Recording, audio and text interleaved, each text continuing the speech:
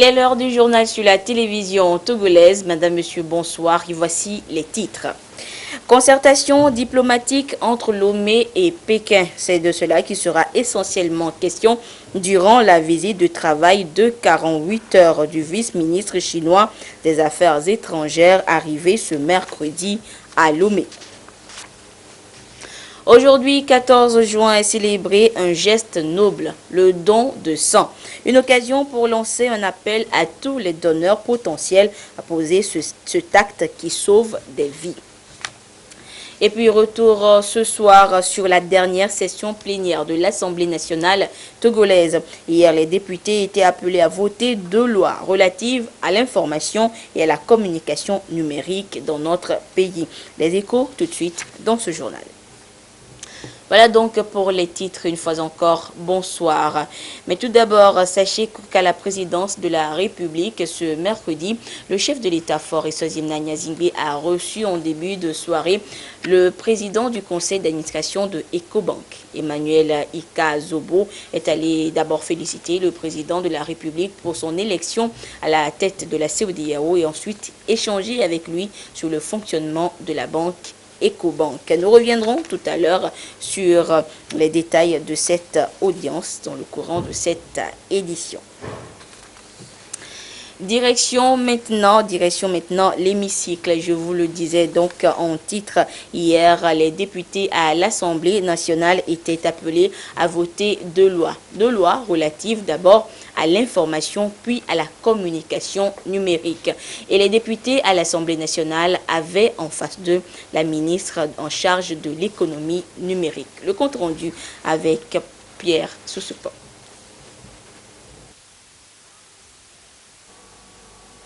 Ils ont dit oui aux 2 projets de loi adoptés par le gouvernement et soumis à la délibération de l'Assemblée nationale. Les députés ont voté respectivement la loi d'orientation sur la société de l'information au Togo et celle relative aux transactions électroniques. Des dispositions légales pour entrer dans la dynamique des mutations technologiques et combler le vide juridique en la matière. Le cyberespace étant de plus en plus menacé, les lois ainsi votées selon les représentants du peuple devront garantir, entre autres, la sécurité des ressources informationnelles et la liberté responsable de communication. La représentation nationale salue les initiatives ambitieuses et les efforts inlassables réalisés dans le secteur du numérique par le gouvernement, sous la haute impulsion du chef de l'État, son Excellence Fort Eswazimna Nyazingbe. Ces initiatives et efforts ont un double objectif, celui de simplifier la vie des Togolais et celui de permettre au Togo de s'amarrer au train de la révolution numérique, gage de tout développement durable. Si la révolution numérique comporte des vertus inestimables, il est malheureusement noté qu'il porte également un pendant moins reluisant, la cybercriminalité. C'est pourquoi l'adoption de ces 2 textes revêt un caractère tout particulier pour la représentation nationale qui s'honore de mettre à la disposition du gouvernement les instruments législatifs devant lui permettre à la fois de promouvoir l'économie numérique dans tous ses aspects, mais aussi de lutter efficacement contre les menaces y afférentes. Et pour dissuader les cybercriminels, les 2 lois se complètent pour renforcer les dispositifs législatifs et sécuritaires. La transparence des activités en ligne vont être davantage promues, les transactions mieux sécurisées. Le gouvernement a désormais l'outil qu'il lui faut. La loi d'orientation désormais adoptée assure l'établissement des principes juridiques fondamentaux de la matière, parmi lesquels l'accès au TIC, la liberté de participation à la société de l'information, l'accès à l'éducation et à la formation à l'utilisation du cyberespace, la protection et la sécurité de l'information, etc. Cette loi donne les grandes lignes directrices des futurs textes législatifs et réglementaires relatifs à la société de l'information. À ce titre, la loi sur les transactions électroniques s'inscrit pleinement dans le paquet législatif destiné à encadrer notre société de l'information grandissante. Ce texte entend créer un environnement propice au e-commerce et faciliter la dématérialisation des formalités administratives. L'objectif poursuivi par l'adoption de ces textes est d'instaurer une véritable confiance dans l'utilisation des TIC en assurant la sécurité des internautes pour leur permettre de profiter pleinement des opportunités offertes par les TIC. Les bases sont ainsi jetées et une série de tests législatifs et réglementaires sont attendus pour préserver non seulement les droits fondamentaux et libertés des citoyens, mais aussi prévenir et sanctionner les actes illicites inhérents à l'usage des TIC. On en vient maintenant à cette audience accordée par le président de la République, Faure Nanya Zingbe, au président du conseil d'administration de Ecobank. C'était en début de soirée. Ce mercredi, Emmanuel Ikazobo est allé d'abord féliciter le président de la République pour son élection à la tête de la CEDEAO et ensuite échanger avec lui sur le fonctionnement de la Banque panafricaine dont le siège se trouve à Lomé. Nous l'écoutons au micro de Arnaud Kili. Where we have come to congratulate Mr. President. Nous sommes venus pour féliciter Monsieur le Président de la République pour sa nomination comme président de la commission de la CEDEAO. Comme vous le savez, le Togo est le pays fondateur de Ecobank. Et donc nous sommes venus pour réaffirmer le soutien de l'institution auprès de Monsieur le Président de la République. And to become a Pan-African bank today. La coopération sino-togolaise est une fois encore à l'honneur avec l'arrivée ce mercredi à Lomé du vice-ministre exécutif chinois des Affaires étrangères. Monsieur Zhang Yeshui est en visite de 48 heures au Togo dans le cadre du renforcement des relations d'amitié et de coopération entre son pays et le Togo. Et déjà, il a eu des entretiens, d'abord avec le Premier ministre, puis avec le ministre en charge des Affaires étrangères togolaises, Robert Dossé. Le compte rendu avec Augustin Kossi. Le vice-ministre exécutif chinois des Affaires étrangères, Zhang Yeshui, en visite de travail au Togo pour le renforcement de la coopération sino-togolaise. Les deux délégations vont se consacrer aux questions d'intérêt commun, l'économie, la santé, les infrastructures et le développement, des préoccupations chères aux deux pays et qui feront l'objet des échanges. La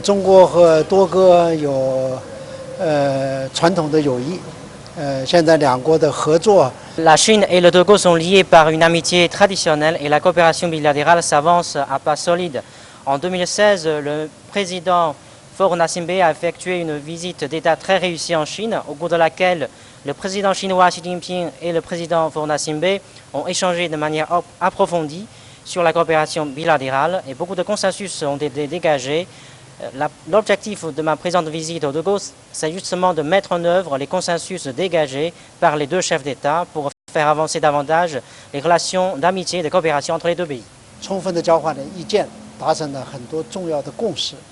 Outre ces questions de développement, la Chine et le Togo sont deux partenaires épris de paix, de stabilité et de sécurité. Les deux pays ont la même convergence de vues sur les sujets de terrorisme et de l'insécurité sur le plan mondial. À travers cette visite de Zhang Yeshui au Togo, Pékin s'engage donc à redynamiser sa coopération avec Lomé pour résorber les problèmes liés aux infrastructures sanitaires et éducatives. Aussi, cette visite va-t-elle permettre d'explorer les pistes de consolidation des relations bilatérales et définir de nouvelles perspectives politiques et économiques.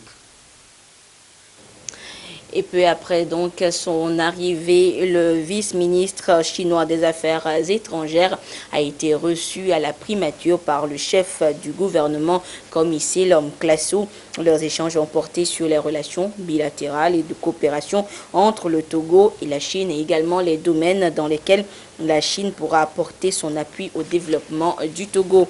Et notez également qu'à la primature, toujours, et cet après-midi, le Premier ministre a eu une séance de travail avec la délégation de Millennium Challenge Corporation, MCC, Au menu de la rencontre, la restitution de l'évaluation des projets majeurs identifiés par le MCC, notamment les TIC, le foncier et l'agriculture. Nous reviendrons tout à l'heure en détail sur ces différentes activités du Premier ministre dans le courant de cette édition. Le temps de vous annoncer que la semaine nationale de la gestion axée sur les résultats a débuté hier à Lomé. Pendant 4 jours, les acteurs issus de différents services échangent sur les stratégies à mettre en œuvre en vue d'une cohérence entre les moyens et les actions au bénéfice des populations. Il s'agit donc d'œuvrer pour une gestion transparente des ressources de l'État de plus en plus limitées. Les précisions avec Ferdinand Diassoa et Komu Poyoni. Il sera question désormais d'apprécier les prestations selon les impacts sur les bénéficiaires et non l'œuvre réalisée. L'obligation s'impose ici aux projets et programmes soumis pour la mise en place des services de base aux populations. Le problème de gestion axé sur les résultats de développement se trouve ainsi posé. La démarche s'inscrit dans la dynamique de recherche, de transparence et d'efficacité dans l'utilisation des ressources devenant de plus en plus rares. Désormais, on dit, nous voulons réaliser telle chose et voilà, nous aurons besoin de tel ou tel moyen, mais à la fin, il y aura de la redevabilité. C'est-à-dire que vous devrez rendre compte. Deuxième élément, c'est que nous devons prendre des décisions à résultats rapides. C'est-à-dire que lorsque vous prenez une initiative, il faut vous donner comme date butoir les 100 prochains jours. Les stratégies pour l'atteinte des objectifs doivent être cohérentes avec les moyens. À travers ces échanges avec les acteurs des services administratifs, les autorités veulent faire de l'administration togolaise un moteur de développement. La gestion axée sur les résultats de développement s'intéresse davantage aux effets de projets et de programmes en cours et à moyen terme et à l'impact ultime recherché à long terme par le biais du suivi-évaluation. C'est donc une approche de gestion qui vise une utilisation transparente et rationnelle des ressources de l'État.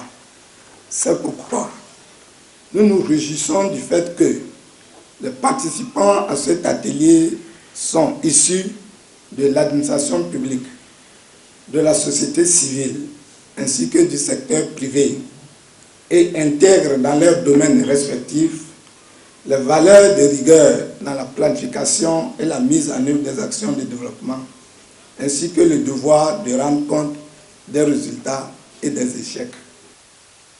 La semaine nationale de gestion axée sur les résultats du développement va permettre d'asseoir les bases d'une gestion qui prend en compte les exigences du système de suivi-évaluation. Les agents comptables, les caissiers, contrôleurs de gestion sont appelés à découvrir et surtout maîtriser les innovations majeures introduites dans le Cisco-ADA. Le Cisco-ADA revisé est un système comptable de l'OADA et qui entrera en vigueur en 2018 dans toutes les entreprises. Des précisions avec Dodo Haré et Silver Abdou. Après son fonctionnement, le système comptable de la zone OADA est révisé. Dans ce nouveau système sont intégrées de nouvelles réformes, des innovations et des modifications, un acte uniforme qui entre en vigueur le 1er janvier 2018. Les entreprises togolaises, membres de l'Organisation pour l'harmonisation en Afrique du droit des affaires, se familiarisent avec l'esprit de la réforme pour ainsi maîtriser les prescriptions du nouveau dispositif comptable en vue de mieux se conformer à cette nouvelle réglementation. À l'instar des autres pays, la plupart des entreprises togolaises également vont passer à ce nouvel acte uniforme qui va régir donc le droit comptable dans l'espace CEDEAO. Pour nous, ce n'est pas seulement passer des écritures, non. C'est former les gens à comprendre le système en tant que tel. Et à la suite de ça, on va mettre en jeu ce qui a été fait, ce qui se faisait avant, ce qui se fait maintenant. Et on va passer donc à quelques applications. Et nous terminerons par le processus d'établissement des comptes pro forma. L'application de cette nouvelle donne va permettre au monde des finances et des affaires une meilleure pratique du système comptable dans leurs différentes entreprises et surtout de disposer d'une comptabilité appropriée. À l'issue de la formation, nous estimons pouvoir, au 1er janvier 2018, nous adapter à ce système comptable dans nos structures. Ce nouveau dispositif comptable se caractérise entre autres par le changement de l'intitulé de l'acte uniforme qui s'appelle désormais acte uniforme de l'OHADA relatif aux droits comptables et à l'information financière. La majorité des entreprises réparties en 3 phases pour le compte de la présente session au Togo aura à maîtriser les fondamentaux du document pour de meilleures fins. Comment fidéliser sa clientèle? Voilà la nouvelle clé que l'Agence nationale de garantie de financement des petites et moyennes entreprises offre aux entrepreneurs togolais.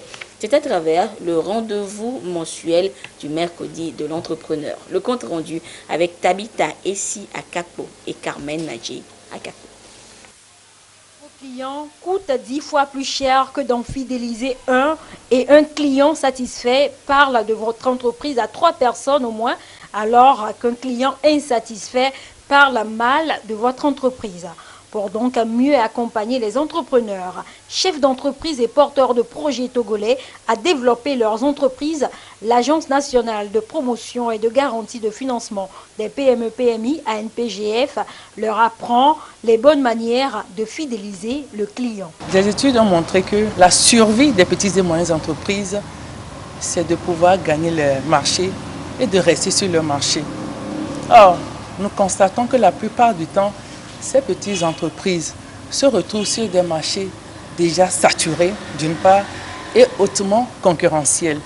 Toutefois, ces entreprises peuvent espérer gagner des parts de marché et rester sur ces marchés si elles arrivent à établir des relations durables de loyauté et de fidélité avec leurs clients. D'où la fidélisation et la conquête des clients deviennent à ce moment-là des enjeux incontournables. Avant de vouloir mettre en place une stratégie de fidélisation du client, il importe de soigner sa relation client selon les experts.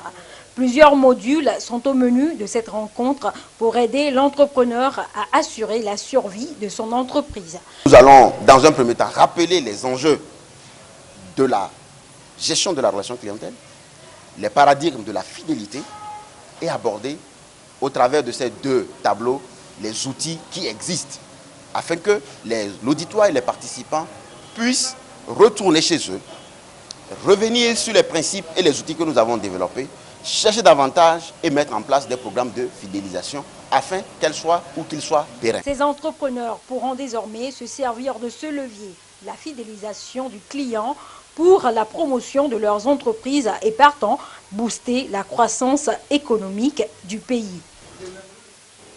Et parlons toujours de la vie des entreprises togolaises. Sachez que des agents cartographes sont recrutés pour recenser ces entreprises sur toute l'étendue du territoire national. Et puis, ils sont en formation depuis cette semaine à Lomé. Ils seront formés sur les outils à utiliser sur le terrain pour recenser efficacement les entreprises. Et les données collectées permettront, in fine, de connaître le nombre d'entreprises œuvrant dans le secteur informel et formel, puis leur poids dans les activités économiques du pays. Les précisions avec Dodo Haré et Luc Assi.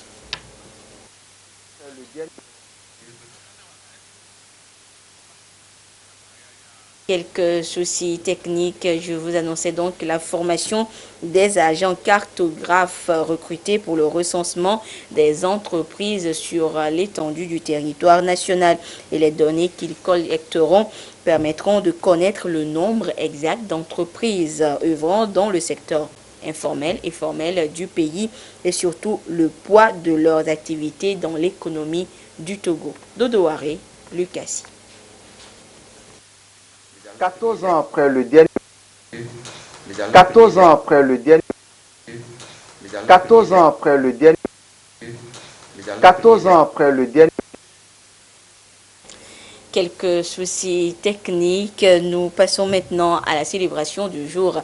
Vous êtes donneur de sang, eh bien vous posez un acte noble car vous vous permettez de sauver des vies. Et aujourd'hui, 14 juin, D'autres personnes sont appelées à faire comme vous pour la journée mondiale de don de sang. Et la manifestation officielle a eu lieu au Centre national de transfusion sanguine de Lomé. Émilie Simba, Nathalie Panégué. La tradition est encore respectée ce 14 juin au Centre national de transfusion sanguine à Lomé. Comme pour dire « je me lève pour sauver une vie », les populations sont sorties pour accomplir ce devoir, celui de donner du sang. On est passé d'abord par l'installation, ensuite la prise de poids, la prise de tension. Je vais profiter de l'occasion pour inviter et encourager la population pour faire ce geste. Parce que nous savons que le don de sang, c'est le don de la vie. C'est un geste qu'on peut penser banal, mais qui peut sauver des vies. Donc c'est un geste tout simplement citoyen auquel tout le monde normalement doit déférer. Nous sommes exhortés parce qu'on nous enseigne l'amour, donc c'est dans ce sens qu'on est venu. Si ça peut sauver des vies, pourquoi pas, donc on le fait pour ça. C'est à l'occasion de la journée mondiale de don de sang, placée cette année sous le thème « Don de sang dans les situations d'urgence ». Il s'agit au cours de cette journée de faire don de sang, mais aussi de sensibiliser les populations sur l'importance de ce geste. Attendre par rapport à ces collectes, c'est de pouvoir disposer d'un de sang pour plusieurs jours. Cette journée, en fait, c'est une journée de remerciement aux donneurs de sang. Et donc, les autres activités ne font qu'accompagner ce remerciement-là. Et on ne peut pas remercier les donneurs de sang quand il y a une pénurie de sang. Le Togo a besoin de 70 000 poches de sang pour couvrir les besoins sur toute l'étendue du territoire national. Et c'est dans cette logique que samedi dernier, le centre a collecté 350 poches de sang. Et hier, c'était l'albinisme qui était à l'honneur, car elles sont nombreuses ces personnes qui souffrent de ce manque de pigmentation de leur peau. Des albinos qui sont souvent marginalisés. Et hier, pour leur journée, il était question pour eux de militer ou de lutter pour l'amélioration de leurs conditions de vie. Le compte rendu avec Marceline Tchakpala et Antoinette Romao. On va voir. Les personnes atteintes de l'albinisme sont exposées à des maladies de la peau et des yeux et meurent souvent du cancer de la peau. À cette 3e édition de la Journée internationale de sensibilisation à l'albinisme au Togo, l'Association nationale des albinos met l'accent sur l'albinisme oculo-cutané. Quand on parle d'albinisme oculo-cutané, ce que nous appelons les albinos chez nous, c'est une maladie donc qui atteint l'œil oculo et la peau. Donc vous savez que les albinos, vous avez la peau qui est toute blanche, donc il n'y a pas de mélanine, c'est le pigment qui colore la peau. Donc c'est une maladie autosomique récessive. Ça veut dire qu'il faut que les deux parents apportent le gène déficient pour avoir un albinos. La prévention est très difficile, la prise en charge est facile puisqu'il n'y a pas de médicaments comme ça. C'est les crèmes anti-solaires, les lunettes de soleil et les consultations dermato et ophtalmologie pour que s'il y a une lésion suspecte, on enlève ça en même temps. Un plan stratégique est adopté pour contribuer à l'amélioration durable des conditions de vie des personnes atteintes de l'albinisme. Stratégique vise à relever les 5 principaux défis suivants. Améliorer l'état de santé, donc en faisant la prévention et le traitement des maladies cutanées et oculaires. Également promouvoir l'éducation des personnes atteintes d'albinisme, promouvoir l'insertion socio-économique des personnes atteintes d'albinisme et renforcer le plaidoyer et les capacités de l'association en vue de mieux servir les personnes atteintes d'albinisme. L'Association nationale des albinos au Togo est créée en 2012. Elle se consacre à la protection et à la promotion des droits des personnes atteintes de l'albinisme. Cette édition a connu la participation de plusieurs ministères et organisations. Des kits ont été offerts à 3 enfants pour se protéger contre les rayons solaires. Direction maintenant le Burkina Faso, la justice avec le procès des anciens ministres sous l'ère Blaise Compaoré. Notez que le président, l'ex-chef d'État burkinabé déchu, est jugé pour son rôle dans la répression de l'insurrection de 2014. Mais sauf que la défense recuse la haute cour de justice, un tribunal dont les arrêts sont sans recours possible. Et ce qui estime donc le Conseil constitutionnel burkinabé. Et cette décision de ce Conseil constitutionnel met un coup d'arrêt à un procès très attendu dans le pays. Regardez. Vous est l'avocate de deux des anciens ministres cités dans ce procès. Pour elle, la décision du Conseil constitutionnel était inévitable. C'est une décision que je salue parce qu'elle reconnaît la force de la loi. Nous sommes d'accord qu'il y ait procès, mais nous sommes aussi et surtout exigeants que le procès se tienne dans les conditions normales. Les sages reprochent notamment l'impossibilité de faire appel ou de se pourvoir en cassation une fois le jugement rendu. Cela viole les principes d'un procès équitable, principes prévus par les conventions internationales auxquelles adhère le Burkina Faso. Le procès n'est pas remis en cause, mais la Haute Cour de justice doit se mettre à jour. La Cour doit attendre que la loi soit simplement modifiée avant de pouvoir continuer le procès. J'attends certains avocats qui commencent à parler d'abandon des poursuites. Ce n'est pas possible que les poursuites soient abandonnées. C'est pas possible parce que abandonner les poursuites, c'est consacrer une impunité. Pour que les statuts de la Haute Cour soient modifiés, il faut un vote au Parlement. Cela pourrait prendre plusieurs semaines, voire quelques mois, avant que le procès puisse à nouveau se tenir devant une Haute Cour aux normes. Les organisations de la société civile tapent du poing sur la table. Ils attendaient d'un procès, franchement, ils attendaient qu'on dise, voilà, mon fils est mort parce qu'un tel a donné l'ordre de tirer. Aujourd'hui, il n'y a pas ça. Pour encore narguer les gens, on nous dit qu'il faut relire les lois. Ça prend combien de temps? C'est la même chose au fait, il n'y a rien qui a changé. Donc les gens sont déçus, les gens attendaient mieux. Le Burkina vaut mieux que ça. La Haute Cour de justice se réunissait ce mardi. On devrait en savoir plus dans les quelques heures ou quelques jours à venir sur la suite à donner à ce dossier et peut-être savoir si le procès pourra se tenir avant la fin de l'année. Et puis cette information en bref, le fils de l'ancien dirigeant libyen Muammar Kadhafi, Saif al-Islam, a été libéré samedi dernier et depuis, rien n'a filtré sur sa destination. Mais pour plusieurs, le fils de l'ancien dirigeant libyen aurait un rôle important à jouer dans la sortie de crise de la Libye.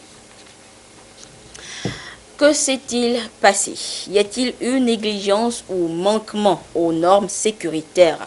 Ce sont là les interrogations qui reviennent depuis ce matin en Grande-Bretagne, après la nuit d'horreur d'hier. Un incendie a ravagé un immeuble HLM de 24 étages et 120 appartements. Le bilan provisoire fait état de 6 morts, 74 blessés et 11 disparus. Regardez. Une tour HLM en plein centre de Londres, engloutie par les flammes. 24 étages, 120 appartements, plusieurs centaines d'habitants surpris dans leur sommeil dans ce quartier populaire de North Kensington. J'ai entendu des gens crier, j'ai vu des gens sauter par les fenêtres. L'immeuble était en feu. On a été évacués par les pompiers. Ils nous ont interdit de rentrer chez nous au cas où l'immeuble s'effondrerait. Sur une échelle de 1 à 10, c'était 11, une tour infernale.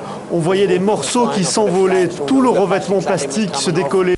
Il y avait des enfants qui tapaient aux fenêtres et qui hurlaient, comme dans un film d'horreur. 250 pompiers bataillent contre les flammes. 150 ambulances évacuent les blessés. Les autorités annoncent des morts et dressent un bilan provisoire à la mi-journée. Des centaines de personnes manquent à l'appel. C'est une tragédie. Des questions légitimes ont émergé dans la nuit. C'est vraiment important que des réponses soient apportées. Que s'est-il passé? Les autorités observent une réserve prudente, mais on sait que l'immeuble géré par une société pour le compte du Council, le district local, avait été rénové en 2016 sans mettre fin aux inquiétudes des habitants. On disait qu'il faudrait un drame pour que les personnes qui gèrent le bâtiment soient tenues pour responsables. L'association avait lancé une nouvelle alerte en novembre dernier sur les installations de chauffage, les accès et les issues de la tour Grenfell. L'enquête devra déterminer s'il y a eu négligence et manquement aux normes. Pour l'instant, la solidarité se met en place dans l'urgence. Retour en page nationale et retour sur cette formation des agents cartographes recrutés pour recenser les entreprises sur toute l'étendue du territoire national. Ils seront donc formés sur les outils à utiliser sur le terrain pour un recensement efficace et leurs données collectées permettront in fine de connaître le nombre exact d'entreprises œuvrant dans le secteur informel et formel du pays, puis leur poids dans les activités économiques du Togo. Dodo Haré, Lucassi. 14 ans après le dernier recensement général des entreprises au Togo RGE, l'administration publique ne dispose plus d'informations réelles et précises sur le nombre d'unités économiques et leur situation géographique sur l'étendue du territoire national. Et ce recensement n'avait pris en compte que quelques-unes des entreprises installées à Lomé et ses environs. Le RGE 2017 va donc permettre de disposer d'une photographie des activités économiques au Togo et de déterminer le poids réel des secteurs formels et informels dans le tissu économique. Les agents cartographes chargés de ce recensement se forment ici. Le travail de ces cartographes va consister à la réalisation de la cartographie des cartes qui vont aider les agents recenseurs de retrouver les unités facilement. Et puis, ils vont positionner les unités, prendre les coordonnées géographiques de ces unités sur le terrain. Et pour ce faire, lors de cette formation, ils seront outillés à partir des manuels qu'on a élaborés à faire cette actualisation et à procéder au remplissage de la fiche de collecte qui est implémentée sur la tablette, des tablettes. Cette opération d'une importance capitale permettra aussi d'évaluer le niveau réel des emplois créés par les entreprises et envisager la révalorisation du produit intérieur brut. Les entreprises, nous en tenons compte dans la confection des comptes nationaux de notre pays. Nous en tenons compte dans l'élaboration du produit intérieur brut de notre pays, c'est-à-dire la richesse du pays. Il y a plusieurs secteurs. Il y a les secteurs du primaire, l'agriculture et autres. Il y a le secteur des industries. Et il y a ce qu'on appelle le secteur secondaire. Et puis il y a le secteur tertiaire, les services.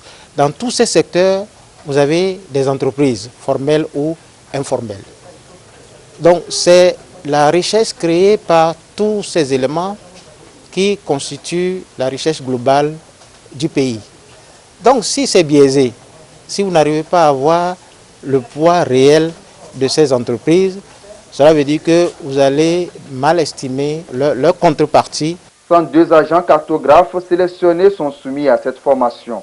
Une formation qui leur permettra d'actualiser leurs connaissances sur l'utilisation des tablettes numériques et les différents manuels qu'ils auront à utiliser au cours de leurs travaux. Je vous annonçais en début d'édition l'arrivée au Togo du vice-ministre des Affaires étrangères, le vice-ministre chinois des Affaires étrangères. Et après donc son arrivée, il a été reçu à la primature par le chef du gouvernement Comissé Lom Klassou. Leurs échanges ont essentiellement porté sur les relations bilatérales et de coopération entre le Togo et la Chine et surtout les domaines dans lesquels Pékin pourrait apporter son appui au développement du Togo. Nous écoutons M. Yesui Zhang au micro de Clarisse Aticlé à la sortie de l'audience. C'est la première fois que je viens au Togo. Cet après-midi, je viens d'arriver à Lomé, mais dès que je foule la terre du Togo, j'ai pu ressentir la chaleur et l'hospitalité du gouvernement et du peuple togolais. En mai 2016, le président Faure Gnassingbé a effectué une visite d'État très réussie en Chine. au cours de laquelle le président chinois Xi Jinping et lui ont échangé de manière approfondie et longuement au sujet du développement futur des relations bilatérales et de la coopération bilatérale, et beaucoup de consensus ont été dégagés dans ce sens. Donc ma présente visite a pour objectif principal de mettre en œuvre les consensus importants dégagés par les deux chefs d'État et de faire avancer davantage les relations d'amitié et de coopération entre nos deux pays.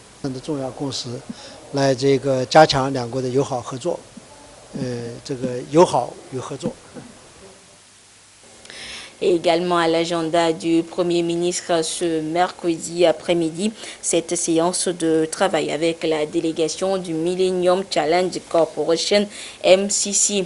La rencontre a essentiellement porté sur la restitution de l'évaluation des projets majeurs identifiés par le MCC, notamment les nouvelles techniques de l'information et de la communication, le foncier et l'agriculture. Et les points d'accord entre les deux parties ont été relevés et ces éléments permettront à notre pays d'être éligible au programme Compact. Nous vous proposerons les détails de cette séance de travail dans nos prochaines éditions. Dans le cadre de ces activités, la Commission technique de gestion et de suivi de l'aide de l'État à la presse organise une conférence de presse demain jeudi 14 juin 2017 dans la salle de conférence de la Haute Autorité de l'Audiovisuel et de la Communication RAC à partir de 9h. À cet effet, le président de la commission invite les présidents des organisations et associations professionnelles de presse, les directeurs de publications, de radio et de télévision commerciales, associatives et communautaires à prendre part à cette importante rencontre. Dans ce communiqué, il est noté que la conférence sera axée sur la publication du rapport de gestion de l'aide 2015 et les modalités de l'octroi de l'aide 2016 de l'État à la presse. Par ailleurs, la commission informe les directeurs des radios et télévisions des régions maritimes et des plateaux qu'il est également prévu des conférences de presse à leur intention le vendredi 16 juin à 10h à l'hôtel Saint-Georges de Thiéviers et le samedi 17 juin à 10h au Rock Hotel d'Atakpamé. Voilà, c'était un communiqué de la commission technique de gestion et de suivi de l'aide de l'État à la presse. Et c'est sur ce communiqué que se referme cette édition. Merci de votre fidélité à la télévision togolaise. À 22h30, vous serez en compagnie de Edem sous support pour la dernière édition du journal. Au revoir.